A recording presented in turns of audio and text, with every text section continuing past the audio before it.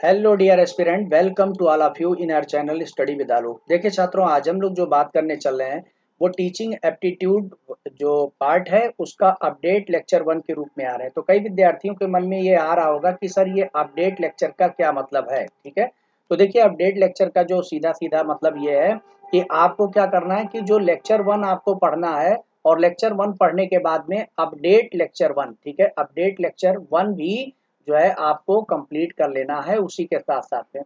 ऐसा क्यों बनाया गया है या उस लेक्चर को भी क्यों रखा गया? देखिए, जब भी कोई लेक्चर होता है या जो आपका पूर्व ज्ञान होता है छात्रों, वो बेकार नहीं होता है। ठीक है, तो जो आपने नोट्स या कंटेंट तैयार करके रखे हैं और जो आगे उसमें इंक्लूड करेंगे तो चीजें, क्योंकि जब भी आप कभी कोई भी नोट्स बनाते हैं तो उसको लगातार फिर अपडेट करने की ज़रूरत पड़ती है, धीरे-धीरे करके चीज़ें उसमें जुड़ती हुई चली जाती हैं। इसीलिए मैंने आपको फर्स्ट पेपर के अंदर में, जो सेकंड पेपर के अंदर में भी आपको सलाह दिया हुआ था कि आपको क्या करना है कि जब भी आप बनाएँ नोट्स तो उसमें इतनी गैपिंग होनी चाहिए कि आप आवश्यकता के अनुसार क्या कर सकें, उसमें जोड़ सकें। ठीक है? यानी साफ-साफ और दूर-दूर, बीच-बीच में गैपिंग होनी चाहिए कि अगर कोई ज़रूरत पड़े तो उसमें जोड़ सकें। और जब भी कोई टॉपिक फिनिश हो तो उसके बाद में एक पेज तो कम से कम एटलीस्ट एक पेज छोड़ दें, फिर उसके बाद न्यू टॉपिक स्टार्ट करें। ये दोनों अगर आप प्रोसेस को फॉलो करते हैं तो विश्वास मानिए आपका नोट बहुत ही अपडेटेड किस्म का तैयार होगा। ठीक है, तो लेक्चर 1 आपने पढ़ा, उसी लेक्चर 1 के एक अपडेशन के रूप में मैं आज ये लेक्चर आप लोगों को प्रेजेंट कर रहा हूँ। कारण ये है कि आप अगर लगभग 30 क्वेश्चन, अगर आप फर्स्ट पेपर के अंदर में 30 क्वेश्चन अगर सही करते हैं छात्रों तो नेट की संभावना बढ़ती है। देखिए 30 का टारगेट रखते हैं तो आप 27-28, तो वैसे भी मान के चलिए कि 27-28 क्वेश्चन से नीचे हो जाने पर तो कहीं ना कहीं होता ही नहीं है। तो जब आप नेट होने के कगार पर होते हैं तो आप मान के चलिए कि 27-28 क्वेश्चन के आसपास में होते हैं।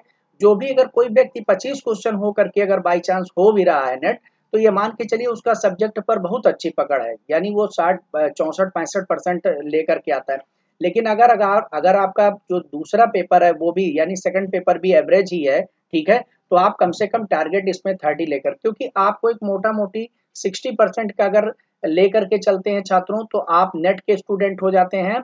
और अगर आप 70% का टारगेट लेकर के चलते हैं तब आप जाकर के कहीं जेआरएफ हो पाते हैं। ठीक है, तो आप एक चीज याद रखिए कि 10% का नंबर बढ़ना है और 1% की वैल्यू 3 मार्क्स से होती है छात्रों। यानी अब चूंकि क्या है कि 150 क्वेश्चन है और चूंकि 2 नंबर का एक क्वेश्चन है तो 300 नंबर का क्या हुआ, टोटल मिलता है पेपर, तो 300 नंबर हुआ, तो यानी 3 नंबर अगर हो जाते हैं, 3 नंबर, तो 3 मार्क्स का मतलब हो गया कि आपका 1% बनता है, तो 10% का मतलब हो गया आप लगभग 30 मार्क्स आपके ज्यादा होने चाहिए।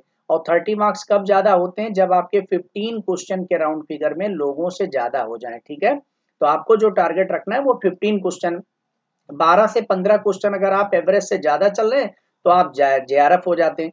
तो आप समझ सकते होंगे छात्रों की लोग 4 क्वेश्चन, 5 क्वेश्चन, 6 क्वेश्चन ऐसे थोड़ा थोड़ा ज्यादा रहते हैं, लेकिन 10-15 क्वेश्चन कैसे आगे हो पाएंगे जब आप इस फर्स्ट पेपर का टारगेट आप 30 की जगह पर 40 रख देते हैं और जो सेकंड पेपर है वो 60 क्वेश्चन की जगह 70 रख देते हैं। ठीक है, तो यही होता है टारगेट जब आप इस क्राइटेरिया पर वर्कआउट स्टार्ट कर देते हैं, यानी यहाँ पर 70 और यहाँ पर 40%, मतलब तब जाकर के आपको जेआरएफ इजली मिल जाता। हो सकता है यहाँ पर 40 की जगह पर 2-3 नंबर कम हो जाए और यहाँ पर 70 की जगह 1-2-4 क्वेश्चन ज्यादा हो जाए, तो वो थोड़ा बहुत इधर उधर होता रहता है, वो कोई बहुत ज्यादा इशू वाली बात नहीं है। लेकिन आपको इतना टारगेट रखना ही रखना पड़ेगा। ठीक है, और नेट है तो नेट के लिए मैंने आपको बता दिया कि 60% अगर आपके दोनों में है, लगभग पेपर एवरेज है तो 60% के आसपास में आप हो जाते हैं, भले आप चाहे जनरल कैंडिडेट हो या जो भी हो। ठीक है, तो कहने का मतलब आपको टारगेट इतना रखना ही चाहिए, क्योंकि जो टारगेट रखते हैं छात्रों वहां से 1-2 क्वेश्चन नीचे ही जाता है, कभी ऊपर नहीं जाता है। ठीक है, तो चलिए आज आप लोगों ने फर्स्ट पेपर भी स्टार्ट कर दिया और वादे के अनुसार यही है कि हम लोग जो है 4 डेज, पूरा 7 डेज का प्रोग्राम बना लिया है छात्रों। आप लोगों को पूरा का पूरा पता है कि मंडे से लेकर के और उसके बाद में थर्सडे तक हम लोग जो है अपने सब्जेक्ट पर फोकस करते हैं और उसके बाद में फ्राइडे और सैटरडे को जो है हम लोग जो है फोकस करेंगे किस पे? आपके फर्स्ट पेपर पर। ठीक है, तो 2 दिन, चूंकि ये 100 क्वेश्चन आते हैं और ये 50 क्वेश्चन आते हैं, बहुत ज्यादा परेशान होने की जरूरत नहीं है।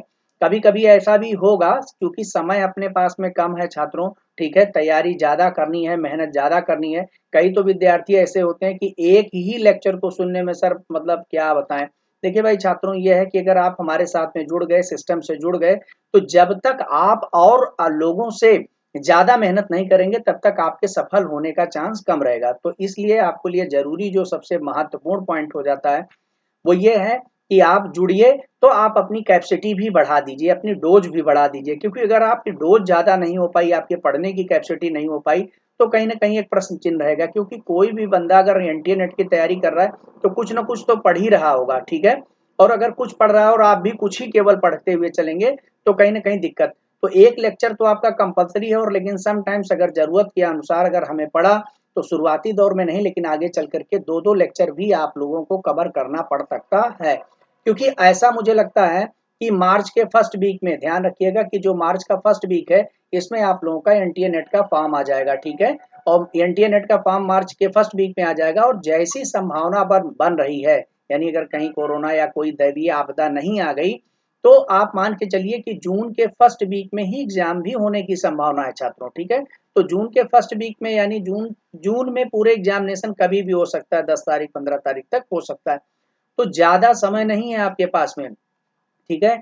तो इसलिए जब समय ज्यादा नहीं है तो इसका मतलब हो गया कि आपको लग करके तैयार करना होगा। तो मौसम भी बहुत अच्छा है, सारी चीजें बढ़िया है, अगर आप इसको पूरा फोकस कर लेते हैं, ठीक है। और तब ये मान के चलिए कि आपका 100%। तो देखिए छात्रों, होता क्या है कि जो भी चीजें होती हैं, और जो भी खोया पाया, जो कुछ भी हुआ आपका, हो सकता है नेट हो गया लेकिन जेआरएफ नहीं हुआ, हो सकता है नेट भी ना हुआ हो, लेकिन हम ये जानते हैं कि अगर आप अपनी पूरी एनर्जी को, अपने पूरे पोटेंशियल को झोंक दें, तो ये कोई बहुत बड़ी बात नहीं है, ठीक है। आपका इजिली हो जाएगा। तो चलिए सब बातों के साथ में हम लोग जो अपडेट लेक्चर 1 का पार्ट है उसको भी थोड़ा देख लेते हैं कि क्या क्या चीजें हैं जो आपके लिए हाईलाइटेड हैं। तो शिक्षण अभिक्षमता जो टीचिंग एप्टीट्यूड से है, उसमें एक होता है कि जो शिक्षा है वो शिक्ष जो है, शिक्ष धातु से बना हुआ है, और जिसका अर्थ होता है सीखना और सिखाना, ठीक है। तो शिक्ष धातु का मतलब होता है सीखना और सिखाना। और वास्तव में देखा जाए तो अंग्रेजी शब्द जो एजुकेशन है, ये लैटिन शब्द से बना हुआ। तो एजुकेशन किससे बना हुआ? लैटिन वर्ड से बना हुआ, इसको ध्यान रखना है। और इसका मतलब होता है एडुकेटम, ठीक है। तो लैटिन वर्ड एडुकेटम है, उससे बना हुआ है एजुकेशन, ठीक है। तो एडुकेटम जो है उसमें जो ई वर्ड है, ई का मतलब होता है अंदर से, और कैटम का मतलब जो डुकेटम है, ठीक है। तो डुको का अर्थ यहाँ पर हो जाता निकालना। तो ई यानी अंदर से, और जो निकलता है, यानी जब हम कोई भी बात, जैसे मैं इतनी देर से बोल रहा हूँ आपको सिखाने की कोशिश कर रहा हूँ, ये अंदर से बाहर अपनी शक्तियों का अध्यापक द्वारा बाहर निकाला जाना ही क्या कहलाता है? तो एक प्रकार से एजुकेशन टीचिंग कहलाती है, ठीक है। तो इसका मतलब हो गया कि आप ये जान गए कि अगर हम शिक्षण का कार्य कर रहे हैं, ठीक है ना, शिक्षण मतलब हो गया किसी को शिक्षित करना अपनी शक्तियों के द्वारा, लोगों को उस लेवल पर, मेंटल लेवल पर ले जाना कि ताकि लोग भी उसी क्रिया में भाग करें। तो अगर हम छात्रों कभी भी कोई भी बात अपनी कह रहे हैं, किसी को समझा रहे हैं, और अगर हम अपने एनर्जी लगा करके और उनको नहीं कर पा रहे हैं, कई विद्यार्थी हमारे कहते हैं कि सर क्या है भाई छात्रों, ये चीज क्लियर कट जान लीजिए कि अगर शिक्षक अपनी पूरी पोटेंशियल, पूरी एनर्जी अगर आपके अंदर में नहीं झोंक रहा है, ठीक है, तो आप कहीं ना कहीं वो अपना टीचिंग प्रॉपर नहीं कर रहा है, तो जिससे आप चीजें नहीं, तो या तो वो अपनी टीचिंग अच्छे से कर नहीं रहा है, और या तो जो वो आपको मैटर दे रहा है उसको आप रिसीव कर नहीं पा रहे हैं। दो ही स्थितियां होती हैं असफल होने की। तो एक बार जरूर ध्यान रखिएगा छात्रों कि कभी भी हमेशा ये नहीं होना चाहिए कि शिक्षक ही मतलब अच्छा मिल जाए। कभी कभी शिक्षक बहुत अच्छे मिल जाते हैं, लेकिन आप रिसीविंग नहीं लेवल पर, उस लेवल पर कर पाते हैं। जैसे अभी मैंने जो भी बातें लगभग 2-4 मिनट तक आपको बताई हैं, वो बातें बहुत कम लोग सुन पाते हैं और उनको समझ पाते हैं, उनको अमल में ला पाते हैं, ठीक है। तो आज से इन चीजों को ध्यान रखना है। नेक्स्ट हम बात करेंगे शिक्षण। शिक्षण, जब हम शिक्षण का काम करते हैं, किसी को पोटेंशियल अपने अंदर की चीजों को बाहर ले जाने का काम करते हैं, तो अधिगम का मतलब होता है लर्निंग, यानी सीखना। ये दोनों एक ही अर्थ में प्रयोग होता है छात्रों, अर्थात एक ही सिक्के के दो पहलू हैं। तो शिक्षण और अधिगम देखा जाए तो वास्तव में देखा जाए तो यहाँ पर एक लाइन लिख सकते हैं कि वास्तव में एक ही सिक्के के दो पहलू हैं, ठीक है। एक ही सिक्के के दो पहलू हैं, ये आप लिख लीजिएगा, ठीक है। कैसे? क्योंकि जब आप शिक्षण देंगे तभी अधिगम होगा, यानी ये दोनों चीजें एक दूसरे के पूरक हैं। अधिगम तभी होगा जब कोई शिक्षण देगा, ठीक है, और शिक्षण होगा तो कोई ना कोई अधिगम करेगा, अदरवाइज कुछ नहीं, ठीक है। एक फॉर्मूला है छात्रों, के बी स्क्वायर, ठीक है। तो के बी का मतलब होता है के फॉर नॉलेज, बी फॉर होता है बिहेवियर, और बी दूसरा सेकंड बी का होता है बिलीव, यानी विश्वास, ठीक है। तो तीन चीजें होती हैं, नॉलेज, ठीक है, जो नॉलेज इसमें होता है, जो अज्ञान होता, तो उसी ज्ञान के थ्रू क्या किया जाता है कि आपके व्यवहार में और आपके विश्वास में परिवर्तन लाया जाता है। जैसे मैं आपको अपने ज्ञान के माध्यम से क्या कर रहा हूं, कैसे ज्ञान होता है, मैंने आप लोगों को बताया भी था छात्रों कि चूंकि हमारा एक ऑनलाइन प्लेटफॉर्म है जिसके जरिए ऑल ओवर इंडिया से जितने भी खासतौर से हिंदी माध्यम के विद्यार्थी वो जुड़े हुए हैं, तो जिन्होंने जो कुछ भी गलती किया, जो अच्छाई किया, जहां सफल हुए असफल हुए, वो सारी चीजें हमारे साथ में 1 to 1 करके डिस्कस करते रहते हैं, तो हम उसमें अंदर में एनालाइज कर पाते हैं, ठीक है, कि कहां पर क्या कमियां होती हैं और कैसे क्या होता है। अर्थात क्या हुआ कि हमें अपने टॉपिक को, अपने सिलेबस को देख करके, किताबों को पढ़ करके और लोगों से बात करके नॉलेज हो गया। अब हम उस नॉलेज के थ्रू क्या करते हैं, जो हमारा विद्यार्थी उसके व्यवहार को चेंज करने का काम करते हैं और उसके विश्वास को, सर अब पता लगा नेट नहीं होगा, क्या होगा सर, अब तो लग रहा है हमने 5 बार नेट क्वालिफाई कर लिया, जेआरएफ होगा नहीं, तो उसके इस विश्वास को क्या करते हैं, परिवर्तित करने का काम करते हैं। तो उसके नॉलेज लेवल को, उसके व्यवहार लेवल को, उसके तो ज्ञान, व्यवहार और विश्वास को परिवर्तन करना, ठीक है, इसी को हम क्या कहते हैं, इसी को शिक्षण कहते हैं, ठीक है। तो जब भी हम आपके ज्ञान, व्यवहार और विश्वास को अगर परिवर्तित कर ले जाएं तो वास्तव में हम अपना शिक्षण कार्य कर ले गए, ठीक है। तो 3 पॉइंट होते हैं शिक्षण के यहाँ पर, ज्ञान, व्यवहार और विश्वास। और शिक्षण द्वारा क्या होता है कि ज्ञान, व्यवहार, विश्वास में परिवर्तन किया जाता है या परिवर्तन लाया जाता है। इस तरीके से देखा जाए कि शिक्षा द्वारा बालक का सर्वांगीण विकास किया जाता है, यानी सर्वांगीण विकास जो है करना, ठीक है। तो बालक का सर्वांगीण विकास करना, भाई यही उद्देश्य होता है शिक्षण का। एक है अल्फ्रेड बिने है, ठीक है, तो इसको ध्यान रखिएगा। अल्फ्रेड बिने महोदय, इन्होंने क्या किया था, इन्होंने दुनिया का पहला बुद्धि परीक्षण 1905 में किया था। तो ये भी बहुत इंपॉर्टेंट है कि दुनिया का पहला जो बुद्धि परीक्षण है वो कब हुआ था, आईक्यू परीक्षण कब हुआ था, 1905 में किया गया था, ठीक है। तो ये आपको ध्यान रखना, आगे चल के इनके बारे में और भी डिटेल में चर्चा होगी, लेकिन अभी आपको एक पॉइंट के रूप में याद रखना कि सर्वप्रथम बुद्धि परीक्षण करने वाला विद्वान कौन था, अल्फ्रेड बिने, और कब किया था, 1905 में, ठीक है। अब हम लोग जो एक छोटा सा पार्ट अपने हमारे पहले लेक्चर में थोड़ा सा रह गया था, थोड़ा सा डिफरेंट टाइप से, उनको भी देख लेते हैं कि जब हम शिक्षण करते हैं, ठीक है, तो शिक्षण करने के दौरान, टीचिंग के दौरान 2 पार्ट होते हैं। एक तो हमारा मुख्य भाग होता है छात्रों, जैसे जब मैं आपको पढ़ा रहा हूं तो हमारा मुख्य भाग क्या हो रहा है, हम अपने सिलेबस को डिस्क्राइब कर रहे हैं, हम आपको निदान प्रदान कर रहे हैं, हम आपको उपचार प्रदान कर रहे हैं। लेकिन एक गौड़ भाग भी होता, जो आपके साथ में, आप बहुत सारे विद्यार्थी हमारे साथ में जुड़े, तो वो कहते हैं कि सर हम आपसे पढ़ करके सिर्फ नेट और जेआरएफ ही नहीं हो गए, हमें नौकरी ही नहीं, बल्कि एक सर हमको मॉडल मिल गया, ठीक है, हमारे पास में बहुत सारी चीजें हो गई, यानी अब क्या क्या हो गया, जैसे जो ज्ञानात्मक उसका स्तर है बढ़ गया, जो उसकी पर्सनालिटी का गत्यात्मक लेवल है, डायनेमिक चीजें, वो आपको मॉडिफाइड हो गई। और साथ ही साथ में जो दंडात्मक तरीके की, कैसे किसको दंड दिया जाए, कैसे किसको बदला जाए, यानी कि जो सैंक्शन है, ठीक है, सैंक्शन का मतलब क्या होता है, अनुशास्तियां छात्रों, ठीक है, अनुशास्तियां, किसी किसी को दंड से और पुरस्कार के माध्यम से अपडेट किया जाता है। जैसे आपने देखा होगा कि जब अब ये अभी पहला टेस्ट होने जा रहा है, तो संडे को जब पहला टेस्ट हो जाएगा तो उस टेस्ट के बाद में आप लोग देखेंगे कि उसी टेस्ट के माध्यम से किसी किसी को दंड, किसी को पुरस्कार। दंड का मतलब हो गया कि जो सुपर 30 में आ गया, ठीक है, कि टॉप 30 के अंदर में आ गया, तो वो उसको हम क्या कर रहे हैं, उसको हम देखा जाए तो उसको पुरस्कृत कर रहे हैं, कि कह रहे हैं कि बहुत अच्छा। और जो दंड के रूप में क्या है कि भाई आप टॉप 30 में नहीं आ पाए, इसलिए आपका नाम अब जो है बोर्ड पर डिस्प्ले नहीं होगा, ठीक है।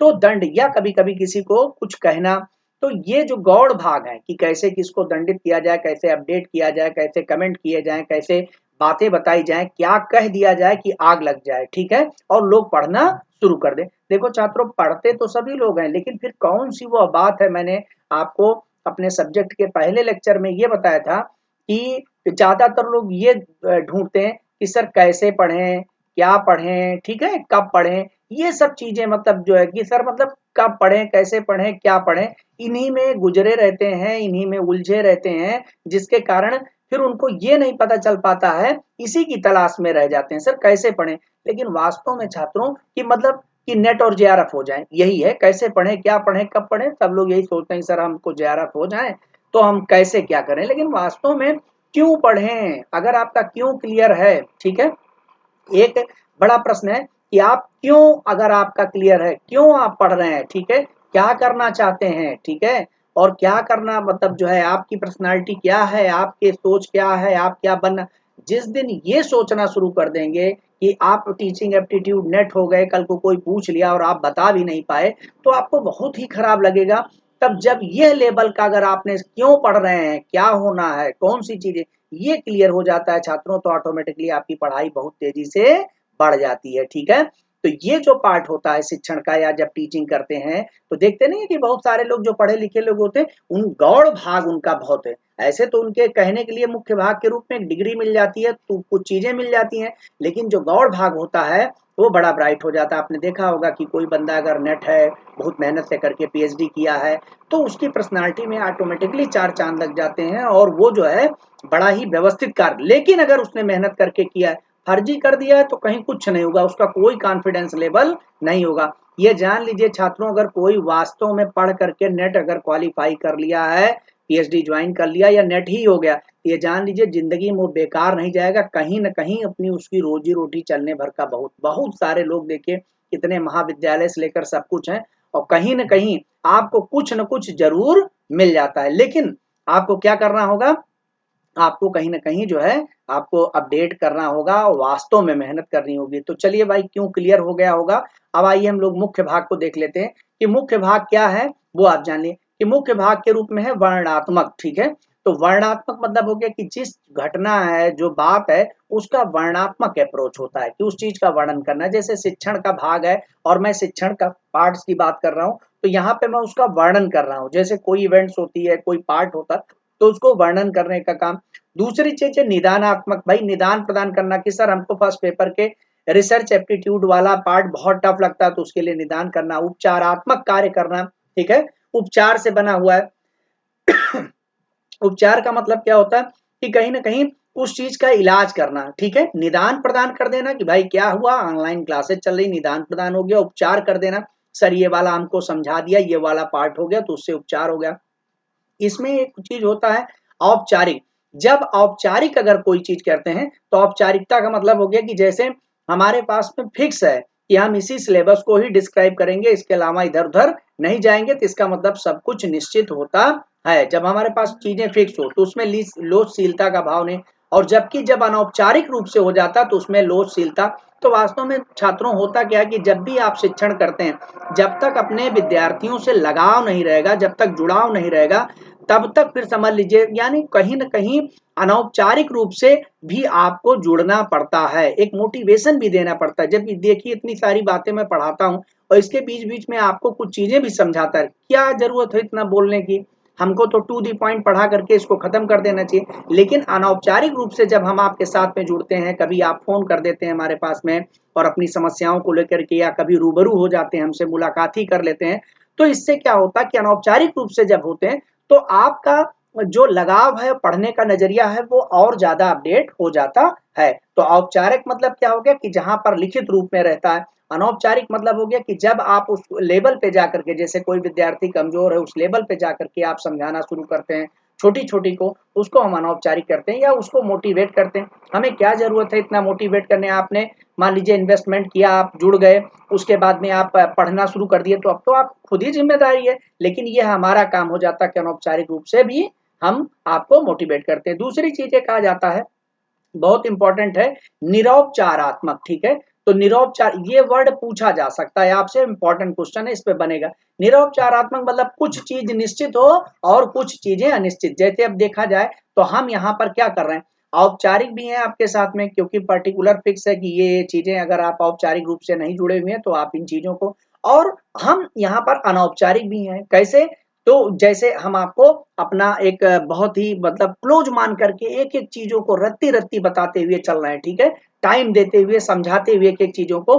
कई विद्यार्थी हमसे जब जुड़ते कहते हैं सर अगर कोई चीज जरूरत पड़ गई और हमें पूछने की जरूरत पड़ गई, तब हम क्या करेंगे। तो फिर हम कहते हैं भैया एक बार अगर आप हमारी पूरी क्लास को सुन लिए और बाई चांस कोई चीज जल्दी से निकल गया, तो आप रिपीट मार करके सुन लीजिए उसको, उसी समय थोड़ा सा पीछे करके सुन लीजिए, तो आपसे कुछ छूटेगा ही नहीं। क्योंकि हम ये जान के चलते हैं कि आप एकदम समझ लीजिए कि बिल्कुल लो लेवल के स्टूडेंट हैं और हमें कैसे आपको पढ़ाना है। तो निरौपचारात्मक मतलब क्या हो गया, जैसे दूरस्थ डिस्टेंस लर्निंग। अब देखिए आप कहाँ बैठे हैं, हम कहाँ बैठे हैं, और डिस्टेंस लर्निंग यहाँ पर कुछ निश्चित भी है और कुछ अनिश्चित भी है। जो प्रौढ़ शिक्षा होती है, अब आप में से ज्यादातर स्टूडेंट देखा जाए तो प्रौढ़ ही शिक्षा का है, ठीक है। वैसे एडल्ट एजुकेशन है, ठीक है, जो 15 से 35 जो है, या 18 से 35, इसको जैसे ऐसे इसको 15 से 35 मानते हैं, लेकिन वर्तमान में इसको 18 से 35 कर दिया गया। अब देखिए यहाँ पर पत्राचार शिक्षा का मतलब क्या हो गया, या जो पत्राचार या करस्पॉन्डेंट जो आपके पास, ये सब जो है निरौपचारात्मक शिक्षण है। तो भैया क्वेश्चन क्या बन जाएगा, क्योंकि थोड़ा सा आप लोग ये भी, निम्न में से कौन सा निरौपचारात्मक शिक्षण का जो है उदाहरण नहीं है। अब उसमें आ गया दूरस्थ शिक्षा, प्रौढ़ शिक्षा, पत्राचार शिक्षा और उसके बाद में आवासीय शिक्षा, ठीक है, परिसर शिक्षा। तो जो परिसर शिक्षा होगा, आवासीय शिक्षा होगा, वो नहीं होगा, ठीक है। इसी तरीके से इन चीजों को ध्यान रखने की जरूरत पड़ती है। चलिए, तो ये क्वेश्चन बन गया, इसको क्वेश्चन लगेगा, मतलब जब हम कभी क्वेश्चन का नाम ले लें तो ये समझ लो क्वेश्चन लगना ही लगना है आपको, और क्वेश्चन के रूप में लगना है, तो इसका मतलब अब गलत तो नहीं करना है, ठीक है, इतना तो कंफर्म करना है। चलिए अगला देख लेते हैं हम लोग, क्योंकि भाई जो आपका इंटरनेट का पेपर आता है उसमें ही पूछ लिया जाता है कि निरौपचारात्मक जो शिक्षण है उसमें किसको सम्मिलित नहीं किया जा सकता। तो उसमें आ जाए दूरस्थ शिक्षा, प्रौढ़ शिक्षा, पत्राचार शिक्षा और उसके बाद ये सभी, तो उसमें केवल एबीसी और उसके बाद में सभी, तो उसमें सभी आ जाएगा, दूरस्थ, प्रौढ़ और पत्राचार, ठीक है, क्लियर हो गई बात। चलिए अब हम लोग शिक्षण के उद्देश्य के बारे में, वैसे शिक्षण के उद्देश्य को लेकर के मैंने एक लेक्चर जो है लेक्चर में किया हुआ है, वो आपको मिलेगा, लेकिन फिलहाल यहाँ पर हम लोग शिक्षण के उद्देश्य को देख करके और उसके बाद में इस लेक्चर को अंतिम रूप से फिनिश करेंगे। चलिए देखिए, तो शिक्षण मतलब जो शिक्षक है वो जितना सिखाए उतना ही सीखे, ठीक है। तो शिक्षण का एक उद्देश्य यहाँ पर ये हो जाता है कि शिक्षक जितना सिखा रहा है उतना सीखने का, जैसे होता क्या कि जिंदगी में सीखने का कोई और छोर और अंत नहीं है छात्रों, चाहे जितना आप सीखें, पूरी दुनिया में सीखने, लेकिन जैसे यूट्यूब पर आप बैठे हुए हैं तो कोई अंत है, इतनी चीजें हैं कि जितना मर्जी है, लेकिन जो आपका उद्देश्य है, जो आप टारगेट लेकर, उसको जरूर सीखें। या ये नहीं है कि आपने दुनिया भर की चीजें सीख लिया लेकिन जिसको सीखना था वो नहीं सीख पाए। तो जितना सिखाए उतना सीखें, और जो भी ज्ञान छात्रों को दिया जाए वह अस्थायी रूप से हो, ठीक है। तो अस्थायी रूप से कब होगा, कई विद्यार्थी ऐसे सोचते हैं कि सर ये जो चल रहा है ये परमानेंट, अरे भाई उसके लिए है कि परमानेंट अपने दिमाग में बैठाओ और एक नोट बना लीजिए जिसको अपने पास में अस्थायी कर दिए। जैसे ये लेक्चर थे, ये हमारा इस पर जो सर्वाधिकार हमारा है, और जो नोट्स बना करके अपने लिए रख लिया आपने, उस पर आपका अधिकार हो गया, ठीक है। तो एक नोट्स बनाइए, प्रॉपर रूप से एक नोट्स बनाइए, दिमाग में बैठाइए, कल को आपको पढ़ाने जाना हुआ, कहीं कुछ करना हुआ तो आप भी तो चीजों को पढ़ा सके, नोट्स आपके पास होना चाहिए, ठीक है।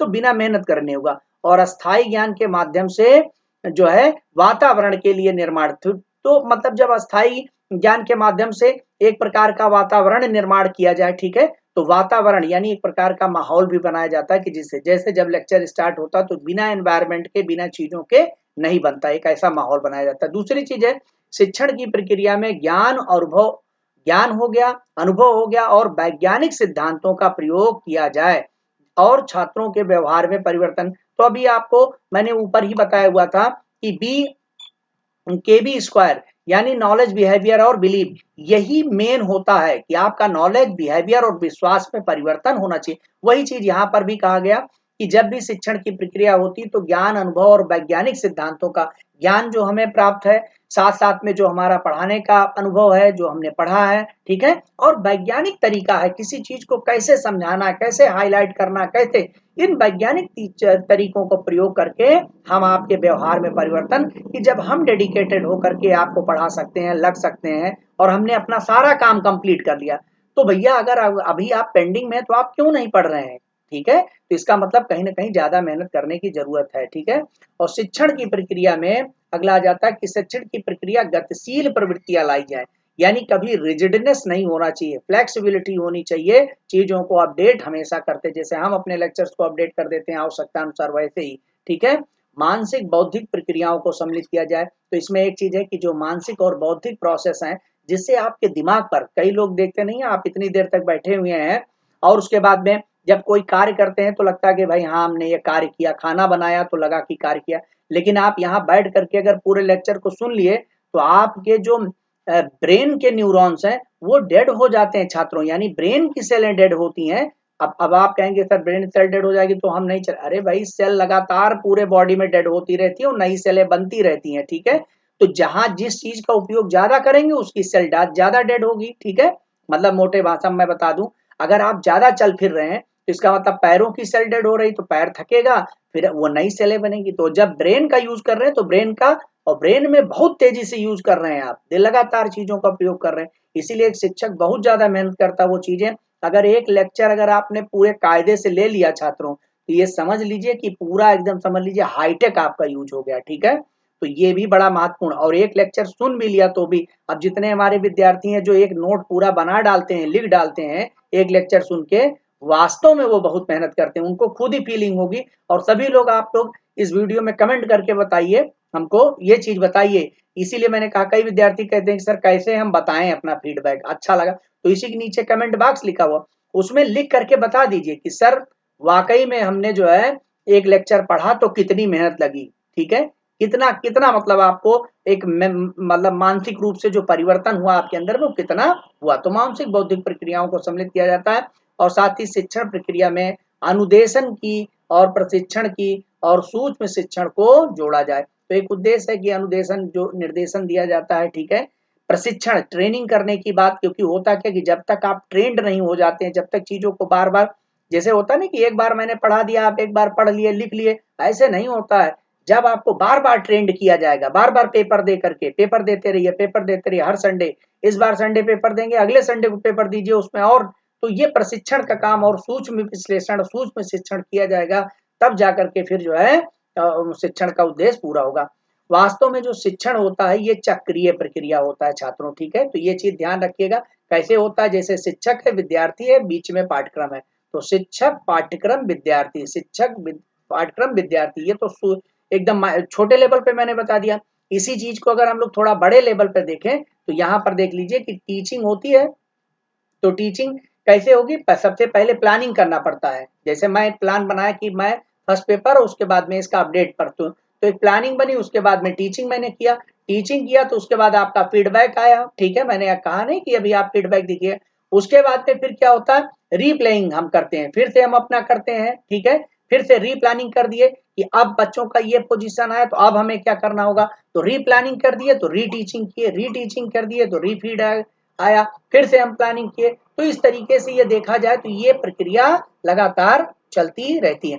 इसी शिक्षण प्रक्रिया को अगर हम देखें तो ये क्या होता है कि जब हम शिक्षण करते हैं तो कैसे कैसे चीजें बदलती हैं, किस तरीके से चीजें जो है मतलब बढ़ने का काम करती हैं। अगर हम लोग देखें तो बाहरी आधार पर जब आप शिक्षण करते हैं तो शिक्षण किस तकनीक के आधार पर होता है, ठीक है, शिक्षण में किस तकनीक का प्रयोग किया जाता है और किस अवस्था में, यानी किस अवस्था को लेकर, चिंतन स्तर पर है, ठीक है, या कौन सा स्तर है, तो अवस्था कौन सी है और साथ में किस लेवल का स्तर बना हुआ है, यानी आप जो है स्मृति स्तर पर हैं या अवबोध स्तर पर हैं या चिंतन स्तर पर हैं, ठीक है, तीन स्तर हैं। जैसे इस समय जो देखा जाए तो आप लोग हायर एजुकेशन में तो चिंतन स्तर में, रिफ्लेक्सिव लेवल, हम आपको पढ़ा रहे हैं आप भी रिफ्लेक्शन दे रहे, तो ये चिंतन स्तर हो जाता। ऐसे अवबोध स्तर होता है, तो अवबोध स्तर का मतलब क्या हुआ, जिसमें व्यक्ति क्या करता है, जो अंडरस्टैंडिंग लेवल होती है, यानी जो इंटरमीडिएट की जो पार्ट होते हैं, ठीक है, वो अवबोध स्तर पर होते हैं, जहां पर डिस्कशन, जहां पर व्याख्यान करते हैं, लेक्चर दिए जाते हैं। और एक होता है प्राइमरी लेवल तक जो है उसको स्मृति स्तर कहते हैं, जिसमें चीजों को याद कराया जाता है, सिखाया जाता है, बताया जाता है कि ये है, ये है, ठीक है। तो स्मृति स्तर, अवबोध स्तर और चिंतन स्तर, तो इसका ज्ञान करने के बाद में जब इस चीज का ज्ञान हो जाता है तब छात्रों जाकर के आप व्यूह रचना करते हैं। तो व्यूह रचना का मतलब हो गया, अब आप उस अपने व्यू को रचित करके और दिमाग को, मस्तिष्क को उस ओर ले जाने का प्रयास करते हैं। तो इस तरीके से छात्रों ये लेक्चर यहाँ पर समाप्त होता है। मैं इसमें से कोशिश करके, एक बार आप अच्छे से सुन लीजिए, लिख लीजिए, कुछ भी परेशान होने की जरूरत नहीं रही, मतलब है हम आपको जो भी इंपॉर्टेंट क्वेश्चन इसमें होंगे उनको निकालेंगे और उनको जरूर, और जिन जिन चीजों पर फोकस करते हैं, जैसे खास तौर से फोकस करते हैं कि ये वाला पार्ट आप उस पर फोकस करिए, तो आप उस पर जरूर फोकस करिए, ठीक है, क्योंकि वो क्वेश्चन आने की ज्यादा संभावना बनती है। ओके छात्रों, ऑल द बेस्ट, मिलते हैं नेक्स्ट लेक्चर में।